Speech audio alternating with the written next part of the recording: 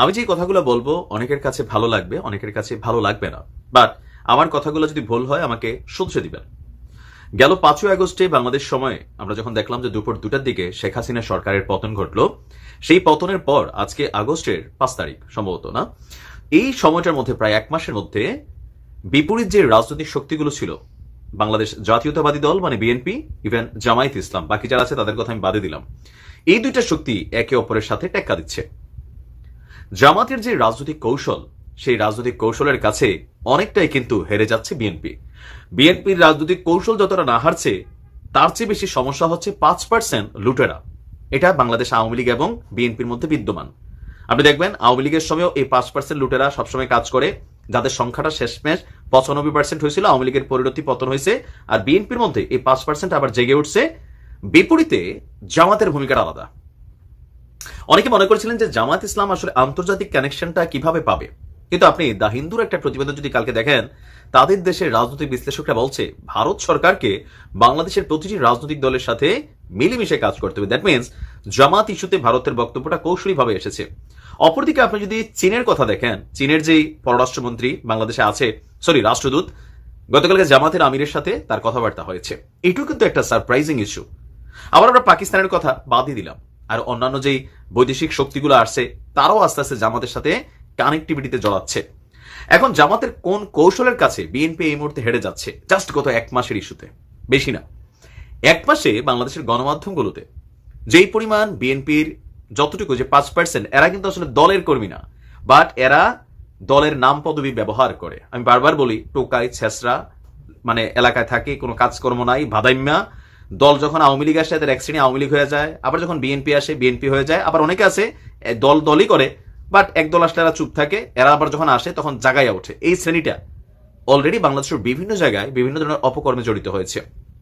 দলীয় হাইকমান্ডের মধ্যেও যারা আছেন, মানে বিভিন্ন এলাকা ভিত্তিক, তারাও কিন্তু অনেকে অনেক ঘটনায় জড়িয়ে গেছে। আর সোশ্যাল মিডিয়ার এই প্ল্যাটফর্মে মুহূর্তের মধ্যেই খবর সামনে চলে আসছে। সকল কিছু মিলায়া বিএনপির যে ইমেজটা ছিল, আবারও মানুষ বলতে শুরু করেছে আওয়ামী লীগ আর বিএনপি মুদ্রার এক পিঠ ওই পিঠ। বিপরীতে কাকে চায়? জামাতকে। এখন আসেনি ত্রাণ বিতরণ কর্মসূচি বা বন্যাতে জামাত তাদের নিজেদের যে সাংগঠনিক দক্ষতা অথবা মানুষের সাথে তাদের যে কানেক্টিভিটি, সেইটা প্রমাণ করতে সক্ষম হয়েছে। বাংলাদেশের বিভিন্ন জায়গায় এই বন্যার মধ্যে জামাতের নেতাকর্মীরা গলা সমান হাঁটু সমান পানিতে নাইমা আপনার ত্রাণ দিয়েছে। বিএনপিও দিয়েছে, কম দেয় নাই, বিএনপিও কম দেয় না। তবে কিছু কিছু জায়গায় পাবলিক থেকে আসা ত্রাণকে বিএনপির নেতাকর্মীরা নিজেদের ত্রাণ নাম বইলা চালাই দিয়েছে, যেটা আসলে জামাত করে নাই। আবার দেখেন জামাতের যেই আমির আছেন শফিকুল ইসলাম সাহেব, তিনার যে বক্তব্য, তিনার যে উদারতা, ভেতরে কি আছে পরে পাবলিক যেটা বলে সেটাই শোনে। এই যে আওয়ামী লীগকে তিনি কত সুন্দরভাবে ক্ষমা করে দিলেন, এবং আমাদের পুলিশদের ইস্যুতে তিনি সুন্দর বক্তব্য দিলেন।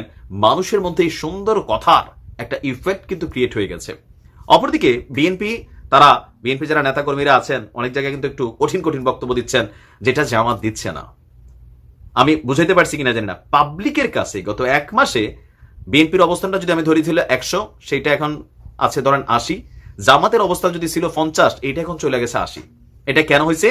জামাতের রাজনৈতিক কৌশল, যে এই মুহূর্তে বাংলাদেশের মানুষ কি চায়।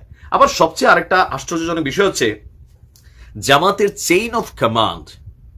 অতীতেও জামাতের নেতাকর্মীরা আমি বাংলাদেশের কোনো জায়গায় দেখি নাই যে ধরেন রাস্তা জিবি তুলে, অথবা এলাকায় দোকানে গিয়ে চাঁদাবাজি করে, অথবা ধরেন মানে এরকম যেগুলোতে পাবলিক প্লেসে আমরা দেখি আর কি, যে আমরা হেনস্থার শিকার হই, অথবা কলেজে ধরেন মদ বিড়ি গাঞ্জা খায়, মেয়েদের সাথে ইফটিজিং করে, বেয়াদবি করে। এই গুণাবলীটি জামাতের মধ্যে নাই, বাট আওয়ামী লীগ বিএনপির মধ্যে ভরপুর ঠাইছা। কলেজের মধ্যে গোলাগুলি, ইফটিজিং, তারপর সেই বাট আমার তুই চিনস বলে থাবর চটকানা দেওয়া, মানে নানান ধরনের বড় ভাইয়ের পক্ষে গোলাগুলি, এগুলোতে কিন্তু ব্যস্ত আছে। তো এইরকম নানান অ্যাক্টিভিটিস গুলা দীর্ঘদিন আওয়ামী লীগ সরকার ক্ষমতায় থাকার কারণে জামাত তাদের কার্যক্রম চালাইতে পারে নাই। এমনিতেই তারা সোশ্যাল মিডিয়া প্ল্যাটফর্ম অথবা তারা তাদের মতন তাদের সাংগঠনিক কর্মকাণ্ড চালিয়ে গিয়েছিল। কিন্তু এখন মিডিয়াটা সামনে আসায়, আওয়ামী লীগ সরকার সরে যাওয়ায় আবার প্রচারও পাচ্ছে। জামাত দেখেন এই যে আমির আছেন, তিনি সবার প্রচারণা পাচ্ছেন। অপরদিকে তারেক জিয়া বাংলাদেশে নাই, বেগম খালেদা জিয়া তিনি অসুস্থ। তো সবকিছু মিলিয়ে যিনি মেইন লিডার, তিনি মাঠে না থাকলে একটু তো মরিচা পড়েই।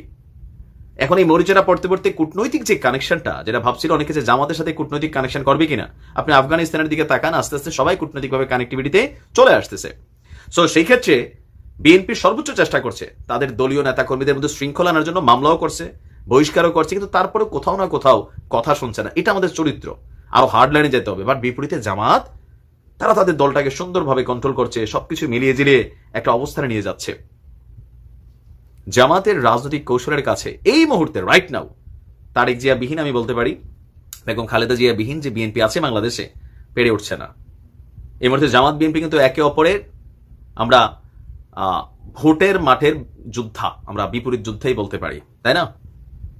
আপনি কি মনে করছেন যে তারেক জিয়ার বাংলাদেশে এসে রাজনীতি করলে এটা একটু পরিবর্তিত হবে না, কেউ বিদেশ থেকেই হবে? আমার মনে হয় তারেক জিয়ার বাংলাদেশে আসা উচিত, এসে দলীয় হাল ধরা উচিত, নেতাকর্মীরা ভয় পাবে, দৃষ্টান্তমূলক শাস্তি ক্রিয়েট করলে হয়ে যাবে। আর নয়তো এভাবে মোটামুটি বছরখানেক গেলে বিএনপির অস্তিত্ব আসলে মাটিতে নেমে আসবে যদি এদেরকে কন্ট্রোল করা না যায়। কারণ লোকাল পলিটিক্স সেটা আলাদা, দলীয় হাইকমান্ডের পলিটিক্স আলাদা। ভালো থাকুন, আসসালামু আলাইকুম।